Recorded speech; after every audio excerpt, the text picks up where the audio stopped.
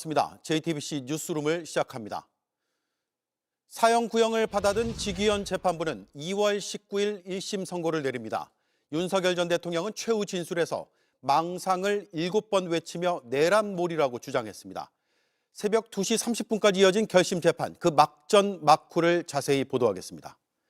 김병기 의원이 자신의 지역구 안에 있는 노량진 수산시장에 지인들을 데려와 수시로 거액의 식사를 하고 그 비용을 상인과 시장 운영자에게 대납시켰다는 주장이 나왔습니다. 당사자들의 목소리를 직접 들었습니다. 미 하원 청문회에서 쿠팡 수사를 마녀 사냥이라고 호통을 친 공화당 의원, 알고 보니 쿠팡 측 로비스트가 그 의원의 핵심 참모 출신이었습니다. 단독 보도하겠습니다. 서울중앙지법 417호 대법정, 그곳에서 30년 만에 또 한 번 사형이 구형됐습니다. 특검은 30년 전에 전두환 씨보다 윤석열 전 대통령을 더 엄정하게 단죄해달라고 요청했습니다. 사실상 폐지된 사형을 꺼내 든 건 이 땅에 다시는 내란 범죄가 발붙이지 못하게 해야 한다는 판단 때문이었습니다. 특검은 피고인이 반성 없이 억지 변명만 해 감경할 여지도 없다고 밝혔습니다. 첫 소식 심가은 기자가 보도합니다. 내란 우두머리 사건 결심 재판에서 윤석열 전 대통령 측이 시간 끌기식 침대 변론을 이어가면서 서증 조사가 끝나기까지 11시간이 걸렸습니다. 결국 어젯밤 9시가 다 되어서야 특검의 최종 의견 진술이 시작됐습니다. 특검은 누구보다도 헌법 질서를 수호해야 할 대통령이 오히려 헌정 질서 파괴 범죄를 저질렀다고 질타했습니다. 국회 선관위 봉쇄, 정치인 체포 및 언론사 봉쇄 시도, 무장한 군과 경찰의 대규모 동원이라는 일련의 사태는 대한민국이 쌓아올린 민주주의와 법치주의의 성취가 일순간에 무너질 수 있다는 위기의식을 사회 전반에 확산시켰습니다. 그런데도 끝까지 경고성 계엄이라는 억지를 부리며 사회 분열을 선동하고 있다고 지적했습니다. 같은 역사가 반복되지 않도록 1980년 신군부 쿠데타보다 엄정하게 단죄해야 한다고 강조했습니다.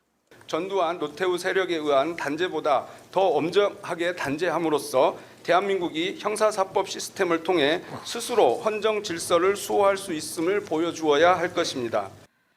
특검은 이에 따라 내란 우두머리죄로 받을 수 있는 가장 무거운 형벌인 사형을 구형했습니다. 피고인은 반성하지 않습니다. 양형에 참작할 사유가 없고 오히려 중한형을 정해야 합니다. 이에 피고인 윤석열에게 사형을 구형합니다. 12.3 내란 사태 406일 만 전두환 씨가 내란 수괴로 사형을 구형받은 서울중앙지방법원 417호 형사대법정에서 윤 전 대통령에게도 같은 구형이 내려졌습니다. 1심 선고는 다음 달 19일 나옵니다. 선고일은 2월 19일 목요일 15시에 이 법정에서 합니다. JTBC 심가은입니다. 내란을 함께 설계하고 실행한 2인자 김용현 전 국방부 장관에게는 무기징역이 구형됐습니다. 특검은 반성 없이 궤변을 늘어놓으며 사회 분열과 반목을 부추겼다고 이유를 설명했습니다. 김지훈 기자입니다. 특검은 김용현 전 장관에게 가담자 중 가장 무거운 형인 무기징역을 구형했습니다. 단순한 가담자가 아닌 범행 전반을 지배한 우두머리와 다를 바 없다고 판단했습니다. 반성 없는 태도도 양형 사유로 함께 밝혔습니다. 경고성 또는 호소형 계엄 등의 납득하기 어려운 주장을 하며 이 사건 비상계엄이 정당한 것처럼 지지자들을 선동하고 사회 분열과 국민 상호간 반목을 부추기는 등 국민을 분노케 하고 있습니다. 최후 진술에 나선 김 전 장관은 막판까지 반중, 혐중 정서를 자극하며 지지자들을 선동했습니다. 대한민국이 중국, 북한 공산사회주의 체제로 전락해서 속국으로 전락하는 그 마중물이 될까 봐 지금 대한민국은 체제전쟁 중에 있습니다. 민간인 신분으로 롯데리아 내란 모의를 주도한 노상원 전 정보사령관에겐 징역 30년이 구형됐습니다. 특검은 계엄의 설계자로서 극단적이고 비인간적인 구상을 기획했고 계엄이 지속됐다면 실행했을 것이라고 지적했습니다. 노 전 사령관에게서도 반성하는 태도는 찾아볼 수 없었습니다. 저는 군을 떠난 민간인이지만 저를 믿고 의지하시는 장관님의 말씀에 충실히 따르려고 노력했고 이 점에 있어 추후의 미련이나 후회도 없습니다. 특검은 조지호 전 경찰청장과 김봉식 전 서울경찰청장에겐 각각 징역 20년과 15년을 구형했습니다. 계엄 선포를 미리 알았음에도 경찰 최고 책임자로서 책무를 포기하고 위법한 명령을 적극적으로 이행했다는 이유입니다. 국회에 의원 출입을 막은 목현태 전 국회 경비대장에겐 징역 12년, 민간인 체포 등 범죄 실행을 준비한 김용군 전 대령과 체포조 인력을 배치한 윤승영 전 국수본 수사기획조정관에겐 각각 징역 10년이 구형됐습니다. JTBC 김지윤입니다. 자정을 넘겨 마이크를 잡은 윤석열 전 대통령은 1시간 30분 동안 최후 진술을 했습니다. 특검 수사가 망상이고 소설이라는 말만 7번을 되풀이했습니다. 이리 때처럼 달려들어 물어뜯는다며 내란몰이라는 주장도 했습니다. 비상계엄에 효과가 있었다는 근거 없는 자화자찬까지 했습니다. 국민에 대한 사과는 단 한마디도 없었습니다. 조혜영 기자입니다. 이미 자정을 넘긴 시각, 최후 진술을 앞둔 윤석열 전 대통령도 시간을 의식한 듯 말을 시작했습니다.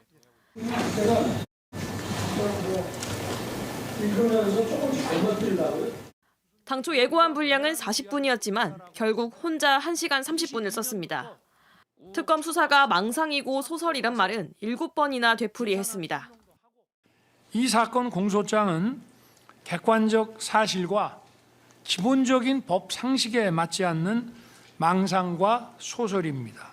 그러니까 망상이고 소설이라는 것입니다. 망상이고 소설일 뿐입니다. 정치적 수사라고 폄하하며 특검을 이리때에 빗댔습니다. 민주당의 호루라기에 맹목적으로 달려들어 물어뜯는 이리때들의 모습이라는 생각이 듭니다. 26년 검사 경력에 대한 언급도 빼놓지 않았습니다. 저도 과거 26년간 수사와 공판을 담당했지만 이렇게 지휘 체계도 없이 중구난방으로 여러 기관들이 미친 듯이 달려들어 수사하는 것은 처음 봅니다. 그러면서 국민을 깨우기 위해서였다는 계몽령 주장만 반복했습니다. 잡아놓는다고 없어집니까? 오히려 더 역효과가 나서 세월이 지나면 더 반국가 세력이 더 단단하게 구축이 되기 때문에 정신 차리고 깨야 돼요. 나아가 메시지 계엄에 효과가 있었다는 자화자찬까지 나왔습니다. 탄핵 반대 여론이 높아지고 국민들이 또 국가의 위기 상황에 대해서 계몽됐다면서 응원해 주는 걸 보고 내가 울린 비상벨이 그래도 효과가 있구나. 윤 전 대통령은 헌재 탄핵 심판 때 68분간 최후 진술한 것보다 훨씬 긴 시간을 말했지만 이번엔 국민을 향한 형식적인 사과조차 없었습니다. JTBC 조혜연입니다. 윤석열 전 대통령은 자신은 정치적 수완도 없는 순진한 바보라고 했습니다. 그러면서 그런 바보가 어떻게 쿠데타를 하냐고 했습니다. 계엄 선포 직전 경찰 지휘부를 삼청동 안가로 불러들인 이유는 잔치국수 먹다가 얼굴 볼 겸 그랬다며 이해하기 힘든 말도 했습니다. 윤정주 기자입니다.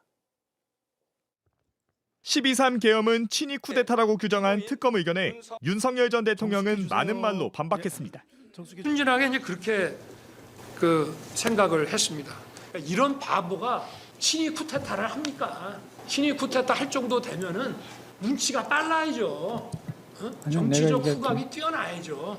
12.3 비상계엄은 대국민 호소 계몽령이라며 탱크로 몰아붙인 전두환 신군부의 서울의 봄과는 다르다고 했습니다. 대국민 메시지 계엄을 친위 쿠데타라고 합니다. 친위 쿠데타를 이렇게 하는 거 보셨습니까? 신군부가 하는 그거 영화 보셨죠? 거기서 이런 식으로 합니까? 정말 국회를 해산할 목적이었다면 신군부처럼 했을 거라고 했습니다. 국회를 해산하려면 어떻게 해야 됩니까? 강력한 군권을 가지고 전국을 그야말로 장갑차와 탱크로 평정을 해야 됩니다. 그런 거 시도라도 했습니까? 계엄 선포 직전 당시 조지호 경찰청장과 김봉식 서울경찰청장을 삼청동 안가로 부른 건 저녁 먹다 생각이 나서 그런 것뿐이라고 했습니다.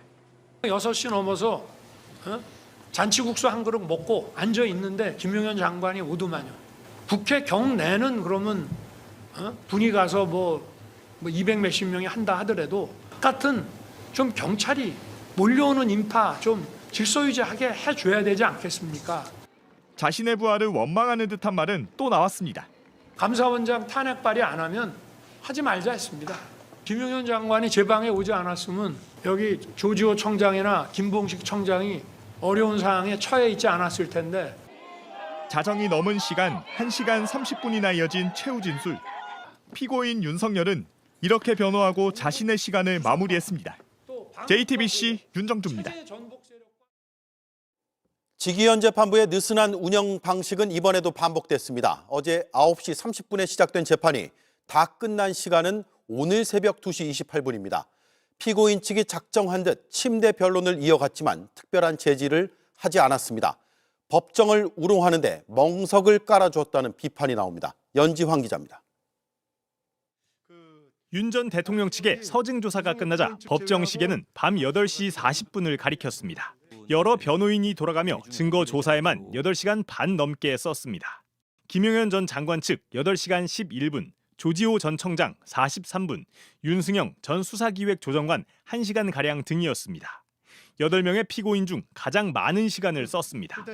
지기현 재판부는 개입하려고 했습니다. 한 2시간 정도 더 드릴 수 있는데 그 시간 안에는 좀 끝내주셔야 될 것 같아요. 하지만 고비마다 한 발씩 물러섰습니다. 부득이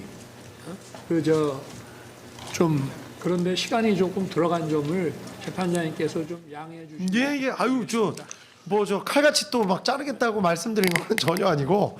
윤 전 대통령도 편승했습니다. 저 피고인 최후 진술한 어느 정도 시간 걸릴지. 40분이요? 예. 이 말이 무색하게 최후 진술은 그 2배 넘는 1시간 반 동안 이어졌습니다.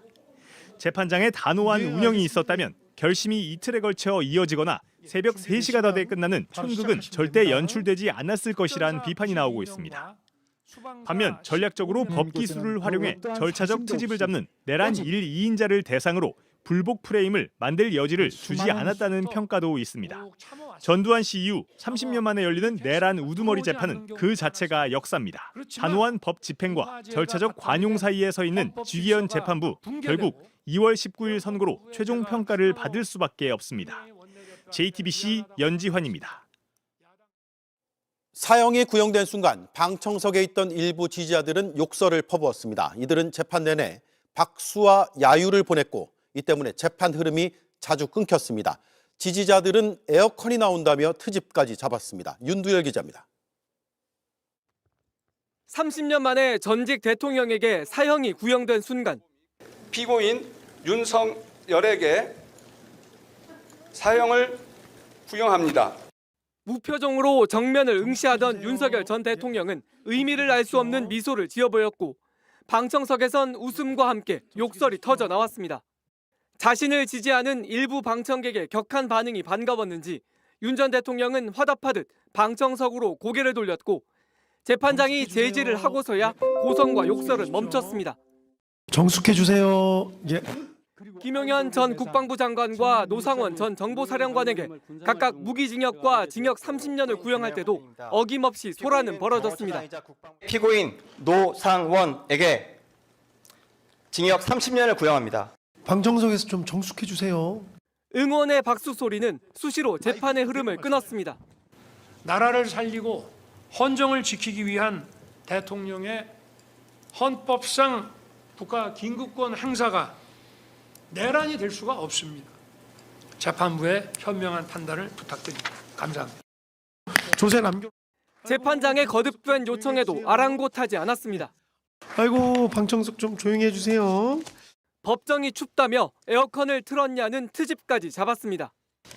재판장님 좀 너무 추운데요. 예. 일부러 일찍 끝내실 에어컨이 나오는데 에어컨. 아 그래요? 설마 저희가 뭐 빨리 끝내려고 에어컨을 키거나 그러진 않죠? 특검은 오로지 지지 세력에만 기대 법정을 사실상 선동의 장으로 변질시킨 윤 전 대통령의 태도를 두고 형사사법 절차를 경시했고 반성의 기미를 찾아볼 수 없다며 법정 최고형을 구형했습니다. JTBC 윤두열입니다. 네, 내란 결심 재판 법정안에서 취재진은 촬영을 할 수가 없습니다. 제공되는 영상만 보도할 수가 있습니다. 미처 카메라에 다 담기지 않은 상황들이 더 있습니다.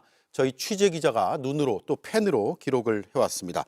어제 오전부터 오늘 새벽 2시 반까지 법정에서 취재한 김혜리 기자가 나와 있습니다. 우선 특검이 사형을 구형하는 순간에 윤 전 대통령의 모습부터 짚어볼까요? 네, 중계 카메라는 발언하는 사람을 잡기 때문에 전체 상황을 잡는 건 한계가 있기는 한데요. 우선 이 장면부터 보시겠습니다. 네. 특검이 사형을 구형한 직후에 윤 전 대통령의 모습이 나옵니다. 이렇게 잘 보시면은요, 입가에 미소를 보이고 있습니다. 무표정을 짓고 있다가 특검이 사형을 구형하자 되레 이렇게 웃는 모습을 지어 보였습니다. 예. 의자를 좌우로 이렇게 돌리면서 살짝 웃는 것 같은데 이 미소의 의미는 어떻게 해석을 해야 될까요?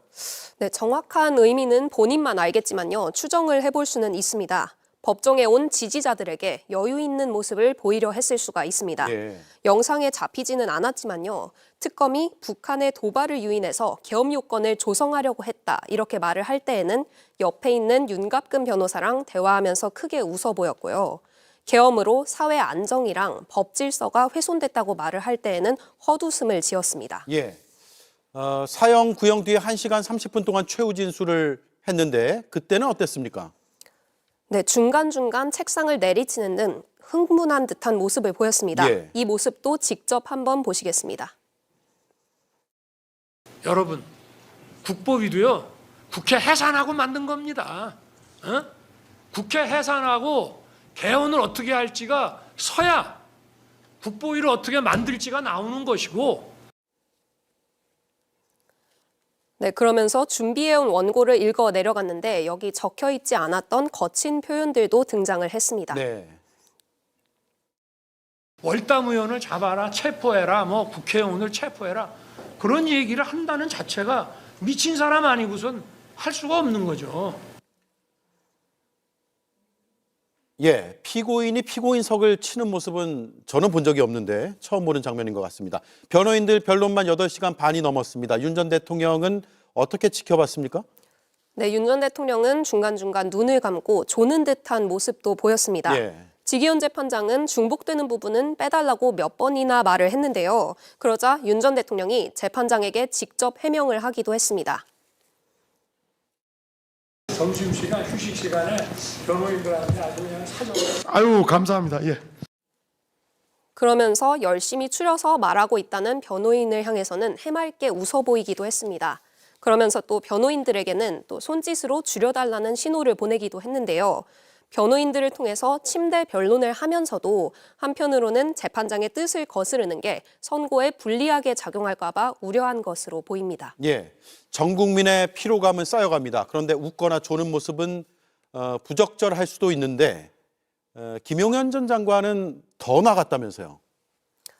네, 김용현 전 장관은요, 휴정 시간에 머리 위로 손하트를 해보였습니다. 손하트요? 네, 내란죄로 재판을 받는 상황에서 사실 믿기 어려운 모습이었습니다. 이 모습을 본 지지자들은요, 장관님 귀엽다고 환호를 하기까지 했습니다. 귀엽다고요? 네.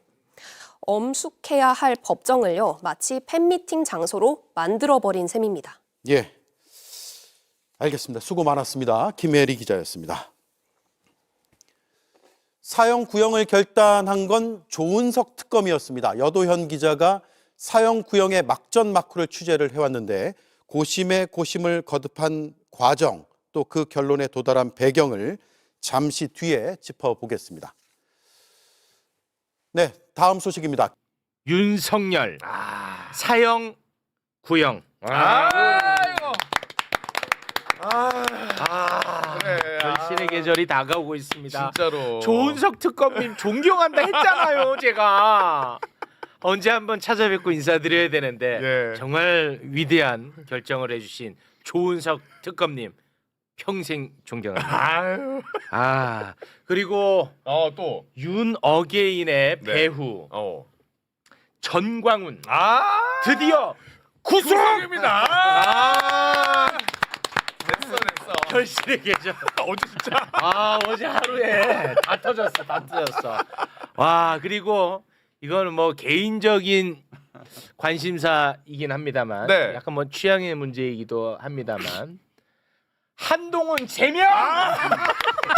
근데 어떻게 하루에 다 해놨어 진짜. 와 미친다 진짜. 와 잠 안 오더라 잠 안 와. 설레서 잠이 안 와. 한동훈 제명. 아유. 아, 야, 어제 밤과 새벽에 도파민 터지는 뉴스들이 도파민 대단했습니다. 아 이제는 조금 잠잠해지고 네. 평정심을 가져야 되는데 네. 코스피 4,700 돌파. 됐다. 뭐야 이거 도대체. 야, 어제가 와, 4,692로 끝났는데 와, 이 뭐야? 오늘 코스피가 고점에는 지금 현재 시각 기준으로 4,715까지도 찍고 와. 4,700 유지 중입니다 지금. 와 대박이야. 그리고 많은 분들이 지금 축하해주고 계시는데 와. 최욱 씨, SK 본전 근접. 오늘 4%가 올랐어요 SK. 4%가 올랐습니다. 아, 많은 정말 분들이 고맙습니다. 축하해주고 도대체 있습니다. 얼마예요? 저 31만 원. 아니 본전 근처에 왔어요. 아니 사람- 전 총액이. 사람 바보 취급하지 마세요. 아니 그냥 진짜 네. 순수한 궁금함. 네, 거의 지금 목전에 와 있습니다. 저도 네. 정말 고맙습니다. 아, 기분 좋은 소식들로 가득 채워 보겠습니다. 네. 자, 그러면 여러분도 함께 즐기기 위해서 뉴스 만나러 지금 출발합니다.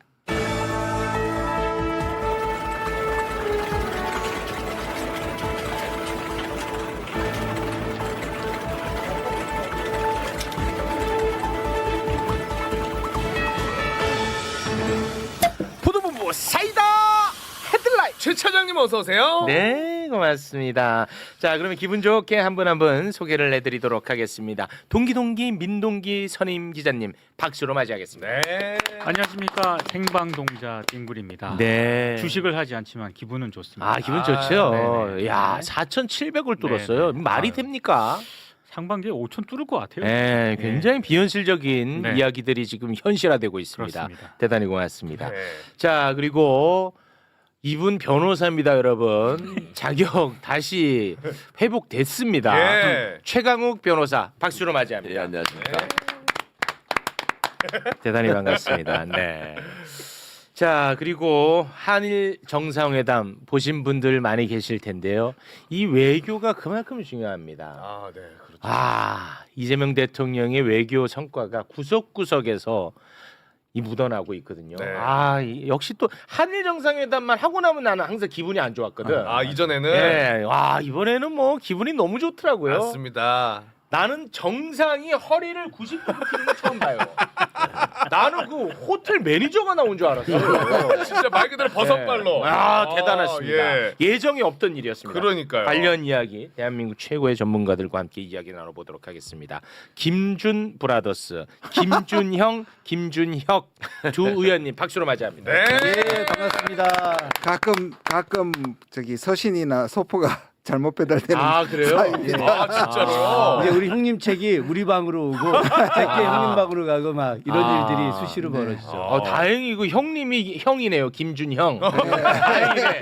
안 그러면 더 헷갈릴 뻔했어. 오, 네. 세심하다. 세심합니다. 네. 아, 근데 우리 김준혁 의원님은 이렇게 두 분 이렇게 보니까 굉장히 어른스럽네요.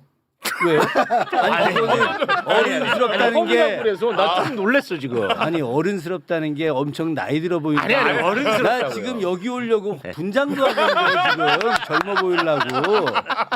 아, 그래요? 아, 죄송합니다. 갑자기 기분이 확 살아네. 네. 아, 굉장히 젊어 보여 실제로. 아, 그래요? 저하고 김준영은 동기야. 예, 우리 서로 86 친구들인데. 아. 예, 근데 사실 그 아까 우리 최욱 변호사, 아니 우리 저 변호사님이 최강욱 우리 변호사. 최강욱 변호사님이 저한테 피부가 좋아졌어요. 네. 막 이래가지고 제가 그 한 달 동안 술을 안 먹었거든. 그래가지고 진짜 젊어졌는데. 예, 많이 나졌죠. 네. 이 영화계로 진출해도 되나 이거? 아니, 이게 좀 조금 네. 예, 유머는 삼가주시면 될 것 같습니다. 네. 그건 저희 쪽에서 중앙 컨트롤 하겠죠. 너무 그렇습니다. 자, 그러면 한일 정상회담 일본 순방에 대한 이야기 지금부터 좀 나눠볼까 합니다.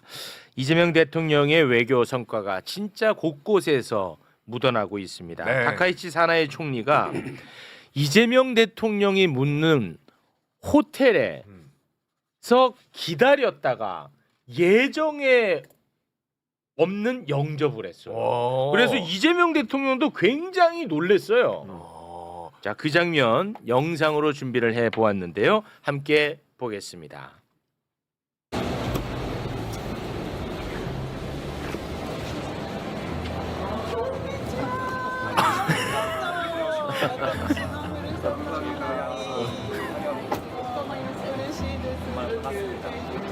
벽을 피해가지고 환영해 주시면 저희가 몸둘 바를 모르겠습니다. 일본 국민도 그렇겠지만 대한민국 국민들도 우리 총리님의 이런 모습에 정말로 감사할 겁니다. 저 호텔 입구인 거죠? 또 약간 메뉴 같긴 해요.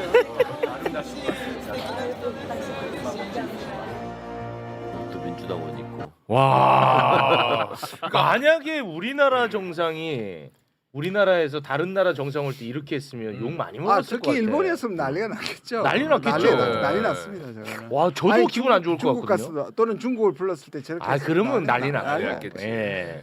어떻게 보셨습니까? 그런데 일단 한일이 이렇게 분위기 그러니까 윤석열과 이명박 때 우리가 기어서 말고 우리가 하나도 주지 않고 우리가 떳떳하게 얘기하면서 한일 관계가 좋았던 적이 우리 기억에 있는가 한번 생각해 보십시오. 물론 막 퍼줄 때는 있었지. 그렇죠. 예. 퍼줄 때 아까 말했던데 그 윤석열하고 이명박 때 그렇습니다. 정도거든요. 이렇게 네. 좋은 분위기가 없고 그런데 와. 지금 중국 때도 그랬고 일본한테 우리가 준 게 별로 없어요. 근데 지금 오모테나시 아부 외교를 한 거잖아요. 예. 근데 네. 실제로 그러면 혼자 저랬다고 할 텐데 일본의 분위기가 너무 좋아요. 와. 왜냐하면 이재명에 대한 욕과 비판서와 음모론이 판쳤거든요. 일본의 언론과 책방에.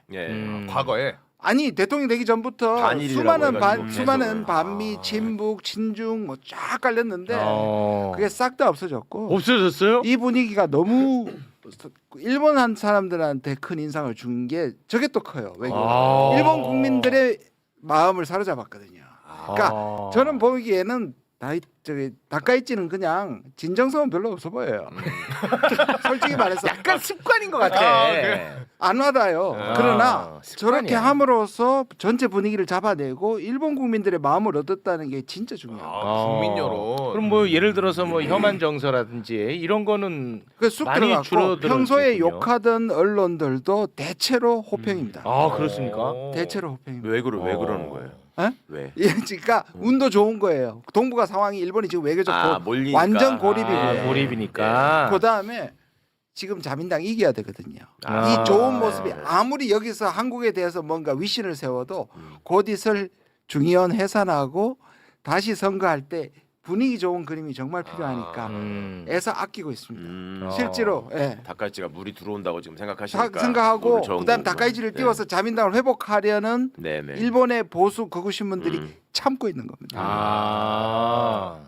다카이치를 계속해서 띄워야 띄워야 이게 유지가 되니까. 왜냐하면 지금 다카이치는 75%가 나오는데요. 지지율이 75%까지 갔습니다. 뭐가 이렇게 높아? 그런데 자민당 아직 30%예요. 아, 자민당은 30이고. 그런데다가 지금 공명당에서 유신회로 바뀌었잖아요. 그러면 예. 해산시키면 다시 될 사람들 생각보다 지금 꼭 이긴다는 법이 없어요. 아, 그래요? 차이가 많이 나잖아요. 그러니까 자민당 지금의 의석을 갖고 있는 사람들은 불만인 거예요. 지금 옛날에 공명당이 도와줘서 된 사람들 겨우 된 사람들이 겨우 된 사람들. 유신회로 바뀌었는데 다시 하면 자기 떨어질 것 같거든요. 예를 들어서 우리 김준혁 의원님 같은 분들은 이제 불안할 수 있겠군요. 김준혁 어렵게 당선되셨거든요. 예, 어렵게 되셨어. 아니 그래서 언론하고 이쪽에서 이걸 좋은 그림을 만들어서 이 분위기로 가서 해산한 다음에 자민당이 다수당을 가져와야 된다는데 정부와 언론들이 하고 있고 아까 말씀드린 것처럼 한중일 관계에서 우리가 중간에 중립을 지키면서도 다 우리에게 친한 척하는 매우 좋은 상황이에요. 이제 조금 이해가 가네요. 네. 자, 그리고 이제 한일 정상회담이 있었는데 정상회담에서 조세희 탄광 우리가 어제 좀 다루지 않았습니까? 네. 유해 DNA 감정을 공동으로 추진하기로 이야기가 되었다고 하는데요. 이것과 관련해서 우리 김준혁 의원님이 진짜 예전부터 관심을 많이 가졌던 이슈입니다. 맞아요. 이거 굉장히 역사적인 이슈고 중요한 이슈이기 때문에 저희가 오늘 모셨는데요. 이것과 관련해서 좀 설명을 부탁드리겠습니다. 한일 양국 정상회담이 두 분이 동시에 하셨던 말씀이 1942년 2월 3일에 바로 야마구치현 우베시에 있는 해저 탄광이었던 장생 탄광, 조세 탄광이라고 불리고 있는데 거기에 183분이 돌아가셨어요. 네. 그 중에 이제 136분이 우리 조선인들이었죠. 그래 이분들과 일본인 분들이 거기서 수몰돼서 돌아가셨는데 지금까지 근 뭐 80년이 지나도록 유해 발굴이 일체 이루어지지 않았었거든요. 그러다가 작년 8월 25일에 드디어 이제 유해가 네 분이라고 말할 수 있을지는 잘 모르겠지만 네 구의 유해가 이제 발굴이 됐습니다. 그래서 그 부분과 관련해서 이제 DNA 검색을 좀 양국이 같이 해서 이분이 조선인인지 이분이 일본인인지 혹은 조선인이어도 대구 경북 분들이 중심이었는데 이분들이 어떤 분인지 지금 현재 유해 DNA를 갖다 이제 찾아내려면은 그와 관련된 명단은 다 있으니까 그와 관련된 분들의 가족들, 일가 친척들을 다 DNA 이제 분석을 해서 이 유골이 DNA가 어떤 분과 일치하는지 이걸 이제 밝혀내는 일을 해야 되거든요. 이 일을 이제 공동으로 하겠다. 여기에 더 나가서 그 안에 굉장히 많은 분들이 지금 이제 유해가 묻혀 있는데 바다 밑에 지금 이걸 찾아내야 될 거 아니겠습니까? 지금까지는 정부가 나서지 않았어요. 그러니까 여기에서 우리 대한민국 국민이 희생된 분이 136분인데 그렇죠. 예. 이분들이 강제로 동원된 분들이라 그렇죠. 일본이 이거를 의도적으로 덮었던 거예요. 맞습니다. 와. 지금까지 그 강제 동원은 1940년대 시작되면서부터 일본이 이제 석탄이라고 하는 물자, 철광이라고 하는 물자를 절대적으로 필요로 하지 않았겠습니까? 네. 그래서 조선에서 이제 강제 동원을 정말 엄청나게 많은 분들을 이제 데리고 갔는데 특히나 여기는 해저 터널이에요. 바다 밑 터널입니다. 일본인들이 바다 밑 터널을 들어가려고 하지 않아요. 그러다 보니까 이 위험한 일은 누구에게 시킬 생각을 했느냐? 조선인들에게 시키려고 한 거죠. 그래서 강제로 데려다가 여기다 시킨 거죠.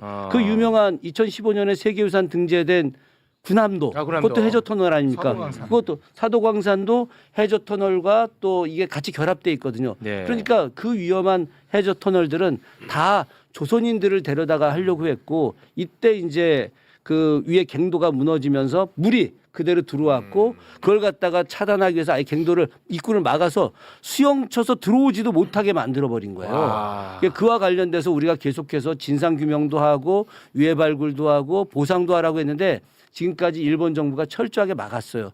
그래서 일본의 어떤 시민사회 단체 일부 이제 몇 분들과 또 우리 또 시민사회 분들이 결합해서 크라우딩 펀딩을 이제 해서 돈을 조금씩 모아서 잠수부를 고용을 해요. 민간 차원 민간 잠수부들. 그래서 민간 잠수부들 고용해서 여태까지 계속 발굴을 해왔는데 그게 이제 성과가 어렵죠. 저도 직접 가봤지만 바닷물이 너무 그 어두워서 이거 찾아내기도 쉽지 않아요. 그래서 아니 그럼 민간 차원에서는 이제 발굴을 시도를 해왔는데 예를 들어서 뭐 일본은 이제 계속 막았다고 하니까 우리 정부 차원, 우리 국회 차원에서는 뭐 한 게 없나요? 제가 2025년 1월 달에 우리 김준영 선배님도 잘 아시겠지만 제가 이 조세희 탄광, 장생 탄광의 유해 발굴과 진상 조사 관련해서 국회 결의문을 제가 그 발의를 했습니다. 그래서 김영배 의원이 외통위 간사시거든요. 그래서 김영배 의원한테도 이제 이거를 좀 빨리 발의를 해줘라라고 했는데 여야 합의로 간사 간 합의로 이게 발의가 되는 거예요. 그런데 이제 그 김영배 의원의 말씀도 그렇고 종합적으로 보면 국내임 사람들이 이것에 대해서 이렇게 크게 생각하지 않았던 거죠. 국민의힘이 그 동의하지 않았어요? 그렇죠. 왜요? 뭐 자민당이에요? 아니, 그러니까 이 부분과 이게 나오게 되면 일본 정부가 사과를 하라는 거 아닙니까 우리가 지금. 근데 당시 2025년 1월만 하더라도 완전히 국민의힘은 거의 뭐 친일 정당이나 마찬가지 아닙니까? 그러다 보니까 이와 관련해서 심각하네. 반응을 보이지 않았던 거죠. 심각해. 그래서 이것이 국회 결의가 되지 않았는데 심각해. 그러다 보니까 이제 정부 뭐 윤석열 정부 때 지원하겠습니까? 행정안전부 당시 차관보가 작년 2월달에 네. 거기 와가지고 뭐 예산 지원을 하겠다, 예산 세우겠다 그래서 제가 갔다 와가지고 행안부에다가 제가 이제 의뢰를 했어요. 당신들 진짜로 예산 세웠냐? 뻥이야. 뻥이야. 와, 뻥이야. 네, 하나도 안 세운 거야. 그래가지고 제가 아주 격분을 했죠. 행안부 차관보가 와서 엄청난 거짓말하고 그냥 간 거예요. 와. 그래서 그 뒤에 제가 지금 말씀하는 것은 우리나라 정부를 얘기하는 그렇지, 겁니다. 우리나라 정부 일본 얘기하는 정부가 아니에요. 윤석열 정부 이야기하는 거죠. 예. 그리고 나서 이거는 제가 문제야. 이번에 당장 그 공모 받던데 자민당으로 넣어. 자민당. 알았지? 지금 공모 받고 있거든요. 국민의힘. 이제 정부 자민당 교체 되고 나서 자민당. 제가 6월에 다시 이제 방문을 했습니다.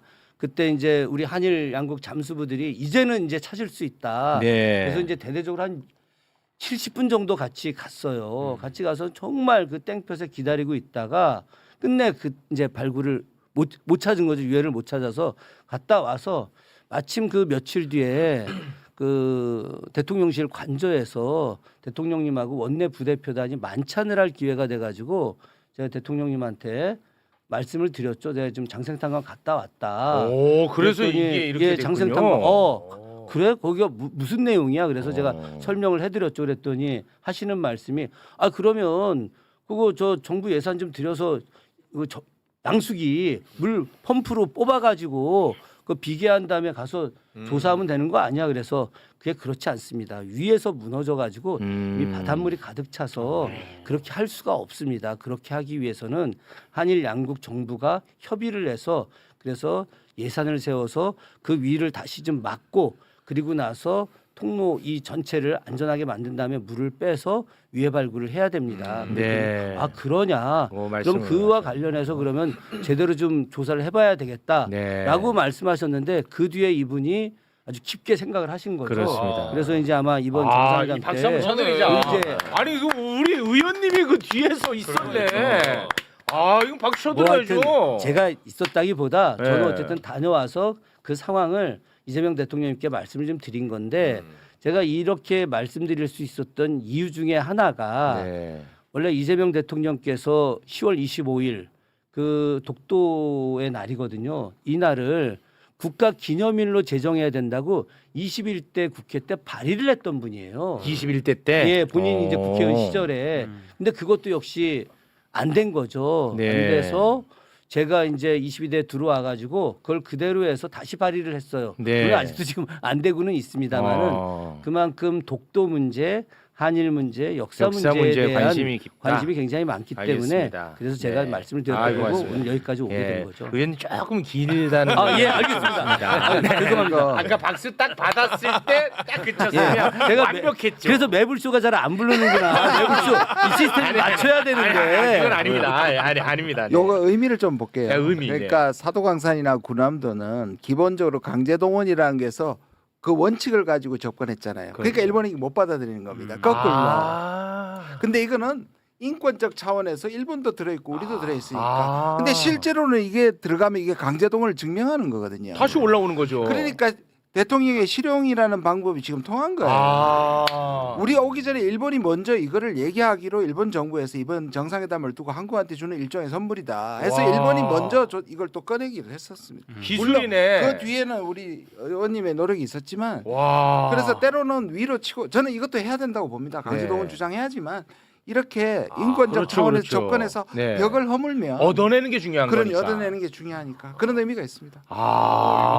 나는 왜 다카이치가 극우라고 우리가 계속 인식하고 있었는데 특히나 그 역사 문제에 대해서 우리가 원하는 것을 들어주면 국내에서도 좀 비판이 많을 텐데 어떻게 이걸 들어줬을까 궁금했거든요. 그러니까 그런 명분들을 안 건드리고 했으니까 할 수 있는 근데 기술이네. 이게 그 사실 저희도 이제 그런 게 굉장히 걱정됐죠. 다카이치 될 때 여기 야스쿠니 신사 막 참배하는 사람 아니었습니까? 네. 그래서 걱정을 했는데 그렇습니다. 실제로 이제 작년 초 재작년에 이시바 총리가 이 장생탄광에 대해서 관심을 표명을 했었어요. 그래서 이 부분과 관련해서 일본 정부가 뭔가 차별을 해야 되지 않느냐라는 이야기를 했었고, 그래서 우리가 그러면은 일본도 이렇게 전향적으로 나오려고 하는데 네. 우리가 더 강하게 이야기해야만이 되지 않느냐라고 계속 주장을 했지만 윤석열 정부가 전혀 뭐 듣지 않았거든요. 네. 그러다가 이제 민주당 정권 들어서면서 우리 조국혁신당 또 민주당 또 나머지 민주 세력들이 다 연대하고 사회 대개혁을 부르짖으면서 이런 결과들을 이제 만들어낸 거죠. 정말 고맙습니다. 근데 네. 개인적으로 궁금한 게 다카이치가 왜 다케시마의 날 그거 장관급으로 이제 격상해가지고 총리되기 전에 보내야 된다. 보내야 된다라고 얘기를 했잖아요. 근데 다음 달인데 어떻게 할 것 같습니까? 저는 안 보낼 가능성도 있다고 생각해요. 두 가지가 지금 문제입니다. 독도는 이제 계속 얘기하고 있고 대만 얘기하고 있는데 그러니까 그 다케시마에 이제 장관급 보내는 문제 하나하고 그다음에 본인이 야스쿠니 가는 겁니다. 이 두 가지는 주변을 완전히 흔들 수 있고 아베조차도 야스쿠니 가는 거는 9년인가의 재임 기간 중에 한 번밖에 없거든요. 네. 그거를 이제 예의주시해야 되는데 지금 그거는 그렇게 되면 이제 중일 관계나 그렇죠. 또 하니까 안 할 가능성도 저는 있다고 좀 지켜봐야 될 것 같아요. 그거 하면은 뭐 우리랑도 좀 이제 힘겨워지는 거 아닙니까? 근데 이게 우리가 단호하게 이제 보면 언제 저는 대통령이 거의 약간 누이 동생? 실제로 한국이 일본보다 약간 형 같은 옛날처럼 약간 그런 분위기잖아요. 네네네. 그런데 저쪽에서 하면 우리가 화를 내는 거는 매우 의분이지만 때로는 이제 제가 늘 말씀드린 일본은 이제 국제적으로 외교적으로 고립되어 있고 네. 경제적 경쟁력이나 산업적 경쟁력에서 우리보다 훨씬 아래니까 그 부분에 대해서 우리가 단호하게 하되 막 너무 우리가 화를 내고 뭐 그 일본이 다시 재침략하고 이렇게까지 걱정할 필요는 없는데 단호하게 그럼 훈계하겠습니다. 훈계하는 거죠. 아, 좋은 말입니다. 훈계하면 됩니다. 훈계로 간다.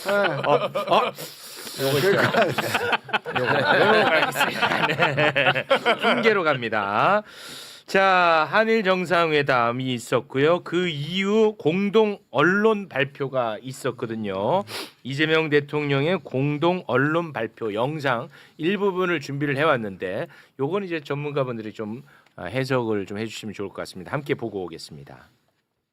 양국은 또한 지역 글로벌 현안에 대해 폭넓게 의견을 교환하고 급변하는 국제 정세 속에서 영내 평화와 안정을 위한 한일, 한미일 협력의 중요성에 대해서도 인식을 함께하였습니다. 저는 동북아 지역의 한중일 3국이 최대한 공통점을 찾아 함께 소통하며 협력해 나갈 필요가 있다는 점도 강조하였습니다. 양국은 한반도의 완전한 비핵화와 항구적 평화 구축에 대한 의지를 재확인하고 대북 정책에 있어 긴밀한 공조를 이어나가기로 하였습니다. 야, 근데 저는 이걸 보면서 이 중일 갈등이 지금 굉장히 심각하잖아요. 그런데 한중일 사이좋게 지내야지, 공동의 관심사 찾아야지. 이게 좀 기분 나쁘지 않을까? 일본 입장에서는 일단 중립을 한다 그랬잖아요. 네. 우리가 끼어들어서 문제를 해결할 수 있으면 하지만 섣불리 나서서 오히려 안 한다고 한다. 할 일도 없을 이게 거다라고 얘기했습니다. 원칙을 중국에서도 얘기했고 그렇습니다. 일본에서도 얘기했는데 네. 일본은 분명히 한미를 원했을 거예요. 한미일만 앞에서 한미일 얘기했잖아요. 네. 거기서 끝났으면 일본은 좋을 텐데 네. 그래야 자기 편이니까. 그렇죠. 바로 이어서 한중일을 해버린단 말이에요. 해버리더라고. 이게 기분 나쁠 것 같아. 그런데 그 두 개가 그러니까 이런 거예요. 이재명 정부가 보기에는 일본이 이 남북 관계에서는 계속 지금도 보면 일본은 북한 비핵화라 그러고 우리는 한반도 비핵화라고 얘기합니다. 일본은 북한의 완전한 비핵화라는 말을 쓰고 싶어하고 근데 의도적으로 한반도 비핵화라고 얘기하거든요. 네. 근데 일본은 북한 문제에서는 장애물입니다. 분명히. 그렇지만 동북아 전체로 보면 일본이 할 역할이 있고 그다음에 북한에 손 내밀 수 있는 북일 회담 이게 또 다른 의미에서 하나의 해빙이기 때문에 아까 말한 것처럼 큰형님으로서 일본 그냥 진영 논리 하지 말고 크게 보고 한중일 협력해야 된다. 지금 가르치는 겁니다. 그 둘이 한번 악수해. 우리가 형이네. 지금 오빠네. 가르치는 겁니다, 진짜. 그리고 진짜요. 속으로는 기분 나빠도 아까 말씀드렸잖아요. 지금 국내 정치나 외교적에서 지금 이렇게 얘기하는 것에서 아무리 속으로 기분 나빠도 표를 못 냅니다. 기분이 많이 좋네. 그러니까 주도권을 뭔가 잡고 가는 아니, 그렇습니다. 오죽하면 아까 언론을 말씀드렸는데 우리가 중국가 누가 봐도 국빈에서 환대를 받고 한중 관계 저렇게 좋아졌잖아요. 복원이 됐는데 네. 일본 언론의 평가는 한국이 중립을 지켜서 고맙다입니다. 일본 반응. 일본의 언론 언론 반응이. 그러고 나서 쓸데없이 이번에 이재명 대통령 오면 독도 얘기해서 자극하지 마라. 하지 말라고 또 언론이 단속을 했죠. 그러니까 그런 지형 지물과 모든 상황을 다 알고 네. 저렇게 가르치는 겁니다. 아유 너무 좋습니다. 자 공동 언론 발표가 이제 끝이 나고 네. 두 정상이 K-팝을 반주로 틀어놓고 이 드럼 연주를 하는데요. 생소하긴 하네요. 물론 뭐 개인적으로는 고맙기는 하더라고. 네, 어떤 게요? 아니 우리나라 K-팝을 K-팝을 들고 하는 틀면 거, 반주로 그렇죠. 틀면서 드럼을 연주하니까 네. 그런데 뭐 보신 분들도 계시겠지만 나는 아무튼 보기에 좀 민망하더라고. 왜냐하면 일단은 대통령 못하시고 한번 처음. 그러니까 이재명 대통령은 아마 처음 치는 처음 것 치는 같아. 거예요. 처음 치는 거예요. 그러니까 완전히 너무 힘들어 노동 같아. 보면은. 근데 다카이치는 대학교 때 밴드에서 밴드에서. 드럼을 쳤나 봐. 맞춰준 근데 거지. 막상 보면 되게 어색하고 좀 약간 과해. 막 두구두구두구 막 상당히 민망하더라고요 저는.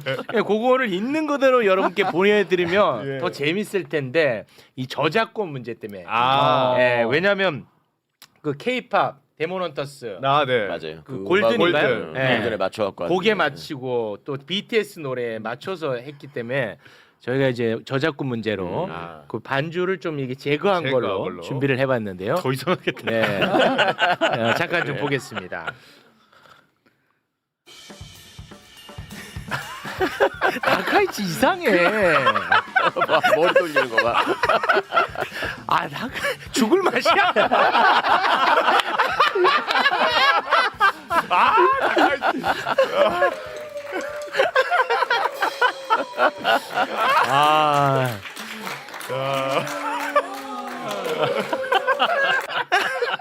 스고이래요, 스고이.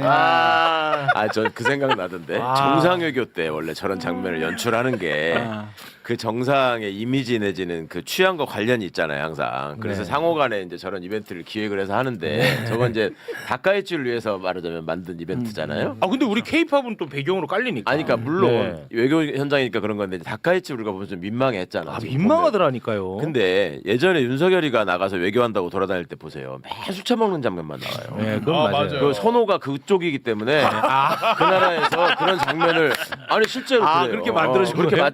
만들어서 이제 내보내게 하는 건데 그걸 볼 때 상대 국민들 우리가 지금 다카이치를 보면서 민망해하듯이 어떻게 생각했을까 한번 생각해 보시라고. 저기 한국의 대통령이라는 게 왔는데 뭘 술만 먹는 거야. 얼마 다행입니까? 정권 바꿔서. 이거 아무튼 뭐 재미는 있더라고. 그리고 또 우리 쪽에서 다카이치 총리한테 드럼도 선물했어. 서로 드럼스틱을 선물로 그리고 주고 나전 받았어요. 칠기가 깔려 있는 딱 나전 칠기를 입힌. 잠깐 좀 소개 좀 해주시죠. 선물. 양국 정상이 일단 서로 드럼스틱을 선물로 주고 받았고요. 이건 아마 다가이치를 상당히 좀 배려를 하는 선물인 것 같고 이재명 대통령은 홍삼, 청국장 분말, 환 이런 걸 선물했다라고 하는데 다가이치 총리의 컨디션 관리라든가 건강 증진 뭐 이런 거를 기원하는 의미라고 하고요. 저 드럼 세트를 선물했어. 맞습니다. 드럼 세트 저거 왼쪽 거. 네. 그리고 뭐 카시오 시계를 또 다카이치 총리가 이재명 대통령에게 선물을 했는데 요게 아마 등산을 좋아하는 이재명 대통령 요런 거를 좀 고려해가지고 그게 등산용이에요? 태양광 충전이 태양광 된다는 충전이 거예요. 되거든요. 태양광 충전이. 그런 거를 뭐 하여튼 여러 가지로 좀 의미 있는 그런 것들을 많이 배려한 것 같습니다. 근데 제가 청와대 계셨던 분이 여기 한 분 계셔서 이 정상들끼리 주고받는 선물들 있잖아요. 이거는 정상이 활용해도 돼요? 사용해도 돼요? 아니죠. 안 됩니다. 안 돼요? 가격이 있는데요. 100불인가 200불 이상은 국고기속이고 그 밑에 있는 가질 수 있습니다. 아니 그럼 식품은 어떻게 되는 거예요? 식품 먹어도 돼요. 식품은 먹어도 되고요. 그러니까 저렇게 이제 언론에 공개하고 공식적으로 주고받는 선물은 그거는 대부분 고가라서 그건 이제 국고로 귀속되는 거죠. 그러는데 제가 있을 때 잠깐 들어보니까 이제 다자 외교하거나 이럴 때는 정상 부인이나 이런 사람들한테 작게 선물을 한다 그러더라고. 우리도 이제 올 때 또 이제 작은 선물도 하고 왜냐면 가질 수 있게. 그러면은 우리는 이제 그때 문재인 대통령 때는 가서 화장품 선물을 그 정상 부인들한테 많이 했는데 네. 다음에 회의 때 만나잖아요. 네. 그럼 정상들이 와가지고 그 와이프가 화장품 진짜 좋다고 그랬는데 한 번 더 주면 안 되냐고. 오, 진짜로요? 그렇게 진짜로 얘기할 정도로 인기가 있었대요. 그 청국장 분말이라든가 뭐 이런 거는 먹어야 되잖아요. 그거 이제 식품은 이제 근데 그 청국장 분말은 우리가 선물로 준 거니까. 그러니까요. 네. 근데 난 이번에 깜짝 놀란 게 사실 그 저희 지역에 모 농원의 선배가 이 재배해서 막 이런 청국장 분말 이런 걸 만드는 분이 계시는데 얼마 전에 선물로 줬어요. 근데 여태까지 안 먹고 있었는데 이게 이렇게 좋은 거면 당장 오늘부터 집에 가서 좀 먹어야 되겠네. 무슨 말씀이에요? 네. 우리 의원님 이제 역사 이야기만 부탁을 드리겠습니다. 네. 근데 이게 사실은 이제 정상마다 지금 선물이 사실 계속 화제가 되는데 원래는 국빈 때만 그런 선물을 많이 하고 저렇게 지금 3단계 밑이거든요. 국빈, 공식, 실무, 그다음에 개별 개인 방문이 있는데 실무 방문이거든요. 아, 이번엔 실무 그래서 방문. 사실 그런 거 치고는 선물이 좀 많긴 해요. 그러니까 거기에 맞춰서 선물까지 선물을, 나가는 거예요. 지금까지 트럼프와 시진핑이 왔을 때 그리고 가셨을 때가 다 국빈이에요. 국빈은 정말 선물을 대대적으로 합니다. 그렇군요. 알겠습니다. 시간 관계상 두 분과는 여기서 인사를 나눠야 될 것 같습니다. 혹시 뭐 못다 하신 말씀 있으십니까? 다음에 불러주시면 그때 하겠습니다. 저 나와주시면 저희가 너무 감사하죠. 자, 두 분과 여기까지 함께하겠습니다. 대단히 고맙습니다. 고맙습니다.